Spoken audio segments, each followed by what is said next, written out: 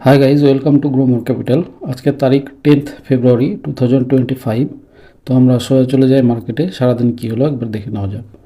Nifty গত শুক্রবার close করেছিল 23,559-এ। তো আজকে গ্যাপ ডাউন করলো, মোটামুটি 23,543-এ গ্যাপ গ্যাপ ডাউন করে ওপেন করলো। গ্যাপ ডাউন করার পরও 543 থেকে হাই করে 568, মানে সামান্যই 20-25 পয়েন্ট ওপরে উঠতে পেরেছে। তারপর থেকে প্রথম ক্যান্ডেল থেকে এমন সেলিং প্রেশার আসে যে সেখান থেকে দিনের শেষে 23,381-তে থিতু হয়, যা আগের দিনের থেকে -0.75% নিচে 178 পয়েন্ট খুইয়ে 23,381-তে বন্ধ হয়। আর নিফটি আইটিও আজকে বিয়ারিশ ছিল, আগের দিনের থেকে 325 পয়েন্ট নিচে 42,596-এ বন্ধ হয়। নিফটি ব্যাংক কিছুটা ভালো ছিল, 177 পয়েন্ট আগের দিনের থেকে নিচে নেমে 49,981-তে বন্ধ হয়। তো নিফটি ফিফটি গত কয়েকদিন ধরেই, গত 4 দিন ধরেই সমানে বেয়ারিশ ক্লোজিং দিচ্ছে। এই 4টে পরপর ক্যান্ডেল রেড ক্যান্ডেল পরিণত হয় এবং সবকটি বেশ বড় বড়। তো সেই 23,800-তে গিয়ে যে 23,807-এ গত ফেব্রুয়ারির 5 তারিখে 23,807 হাই করেছিল, সেখান থেকে আজকে আমরা 23,381-তে চলেছি। অর্থাৎ গত 4 দিনে প্রায় 420 পয়েন্ট মতো, 20-30 পয়েন্ট মতো নিফটি খুইয়েছে। তো এই ছিল মার্কেটের অবস্থা। তো সোজা চলে যাই আমরা পোর্টফোলিওতে। হোল্ডিংসগুলো একবার দেখে নিই।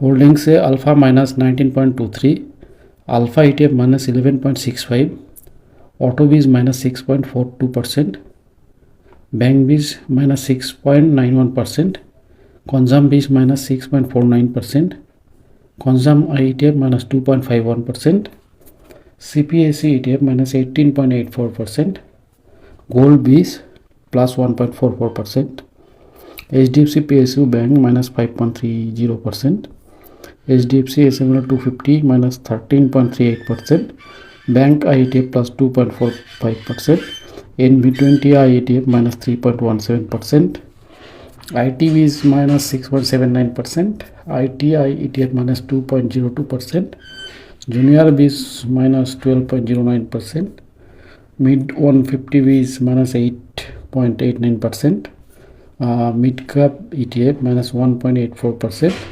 Momentum 50 -1.17%, Monifty 500 -4.91%, Mo Small 250 -1.38%, Next 50 ITF -8.24%, Nifty Bs -7.98%, NV20 Bs -7.39%, Pharma Bs -5.29%, PSU Bank ITF -12.47%, PSU Bank Bs -6.81%, S ETF Nifty 50 -2.93%, S ETF Nifty Bank -3.33%, S ETF Next Nifty 50 -1.23%, Silver Bs -1.10%, Silver ITF +2.63%।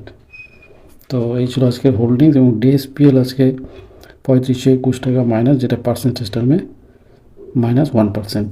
আর আমাদের total PL বলি তাহলে -7.95%। তো এই ছিল আজকের holdings. আজকে কোনো strategy, কোনো বাই বা সেল আমাদের হয়নি, যার জন্য গুগল সেটাও আমাদের কোনো এন্ট্রি নেই। তো সোজা চলে যাই আমরা এফআইআই ডিআই ডাটা। ডিআই আজকে নেট বাই করেছে 1515 কোটি টাকার, আর এফআইআইরা নেট সেল করেছে 2,463 কোটি টাকার। অর্থাৎ যেটা হয়ে আসছে গত 4-5 বছর ধরে সেটাই হচ্ছে। আগামীতেও কোনো বিশেষ আশার আলো দেখা যাচ্ছে না। মার্কেট আর কতদিন এরকম স্কুইজ করবে রিটেলারদের বলা মুশকিল। তো এই ছিল আজকের জন্য, এখানেই শেষ করছি। Thank you.